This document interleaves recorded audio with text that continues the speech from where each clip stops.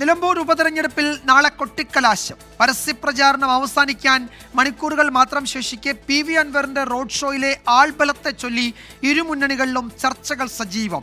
PV Anwar ജയപരാജയങ്ങളെ നിർണ്ണയിക്കുന്ന ഘടകമല്ല എന്നാണ് CPM സംസ്ഥാന സെക്രട്ടറി MV ഗോവിന്ദന്റെ പ്രതികരണം.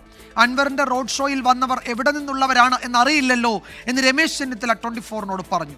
റോഡ് ഷോയും കുടുംബ സംഗമങ്ങളും ഒക്കെയായി അവസാനവട്ട വോട്ടുറപ്പിക്കലിലാണ് സ്ഥാനാർത്ഥികളും നേതാക്കളും.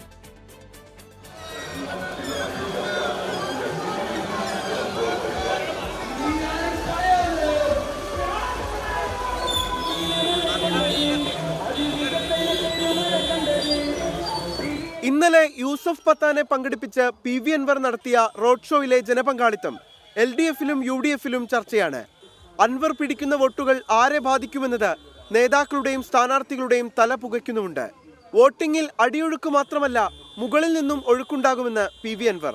75,000 വോട്ടുകൾ കുറയാത്ത വോട്ട് ചെയ്യാൻ പിടിക്കും. LDFിൻ്റെ സ്ഥാനാർത്ഥി 30,000 to 35,000 വോട്ടുണ്ടാവും. UDFിൻ്റെ സ്ഥാനാർത്ഥിക്ക് മാക്സിമം 40,000 to 45,000 വോട്ടുണ്ടാവും.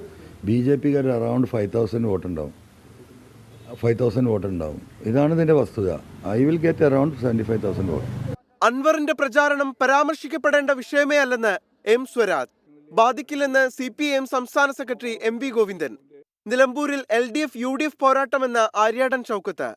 അൻവർ ഫാക്ടറിയിലെന്ന് KPCC അധ്യക്ഷൻ. എല്ലാ ഘടകങ്ങളും UDFിന് അനുകൂലമാണ്, സർക്കാരിനെതിരാണ്. വൻപിച്ച ഭൂരിപക്ഷത്തിൽ ജയിക്കാൻ സാധിക്കും.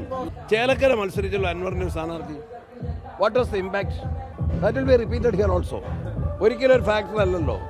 LDF UDF NDA മുന്നണികളുടെ പ്രധാനപ്പെട്ട നേതാക്കളെല്ലാം കൂട്ടത്തോടെ നിലമ്പൂരിൽ പ്രചാരണത്തിലാണ്. UDYFിന്റെ റോഡ് ഷോ വൈകിട്ട് നടക്കും. LDFിന്റെ മഹാകുടുംബ സംഗമവും ഇന്ന് നടക്കും. ടീം 24 നിലമ്പൂർ.